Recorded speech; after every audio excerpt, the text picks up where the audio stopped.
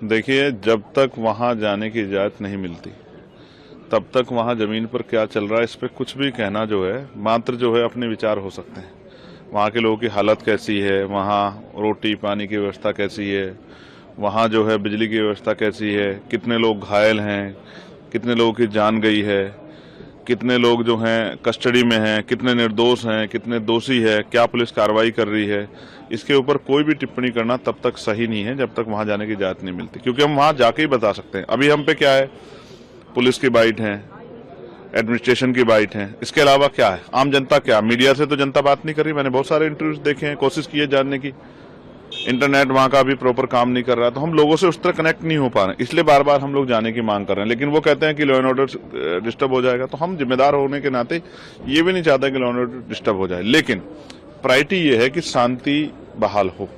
और जिन लोगों को, जैसे मैंने आपसे कहा था, देखिए अब कमिश्नर ने वो बात बोली जो उन्होंने मुझसे कमिटमेंट किया परसों कि अगर जिनकी जान गई है, अगर वो चाहे तो एफआईआर दर्ज कराना चाहे तो वो उनके परिवार के लोग करा सकते हैं। तो ये बहुत बड़ी उपलब्धि है कि जब ये एफआईआर दर्ज होगी और जिसके नाम वो दर्ज करा रहे हैं उसके नाम दर्ज होगी और फिर इसमें जांच होगी, तो फिर शायद जो है दोबारा कोई गोली चलाने से पहले सोचेगा कि गोली चला किसी की जान नहीं लेनी। और बहुत सारे रास्ते थे, मैं ये नहीं कहता कि पुलिस सुपरमैन है, उनकी जिंदगी की अहमियत है, उनके परिवारों को भी उनके जो है उनका ख्याल होना चाहिए, हमें भी ख्याल है।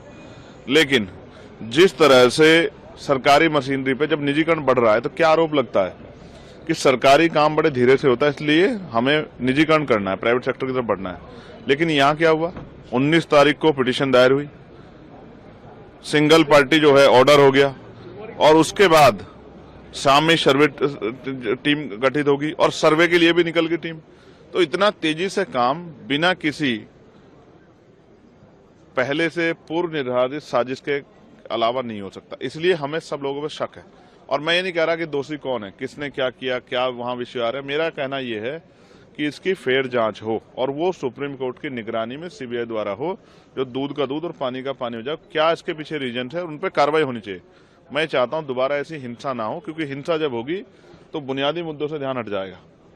जो लूट हुई है उत्तर प्रदेश में उस पर चर्चा होनी चाहिए थी, लेकिन क्योंकि अब प्रायोरिटी लोगों की जान है तो हम संभल पे चर्चा चाहते हैं। लेकिन संभल के बाद हम ये जो लूट उत्तर प्रदेश में हुई है वोटों की उपचुनाव में, इस पे भी हम लोग चर्चा चाहते हैं। जिस तरह लोकतंत्र की हत्या की है, लोकतंत्र की अस्मिता लूटने का काम उत्तर प्रदेश के मुख्यमंत्री के नेतृत्व में हुआ है, इस पे भी हम लोग चर्चा चाहते हैं। जहां कई जगह पे जिन लोगों ने वोट, उनका अपना राइट है, जैसे करल में एक बिटिया ने वोट नहीं दिया एक पार्टी को तो उनके नेताओं ने हत्या कर दी, इस पे भी हम लोग चर्चा चाहते हैं। ये नहीं होना चाहिए, वोट अपना अधिकार है, किसको देना चाहते हैं। लेकिन मैं भाजपा को कहना चाहता हूं, वो तो खूब कह रहे हैं कि हमें जो है कुंदरकी में मुस्लिम समाज के लोगों ने वोट दिया, तो उन मुस्लिम समाज में भाजपा क्या कर रही, उनकी हत्या भाजपा क्या कर रही, उनके नेता क्या कर रहे हैं। और फिर मैं आपको कहूंगा, धर्म व्यक्तिगत अधिकार है, लेकिन धर्म से ज्यादा बुनियादी मुद्दों पर जो लड़ाई है जिससे जनता का हित सुनिश्चित हो, उस पर भी काम करना चाहिए।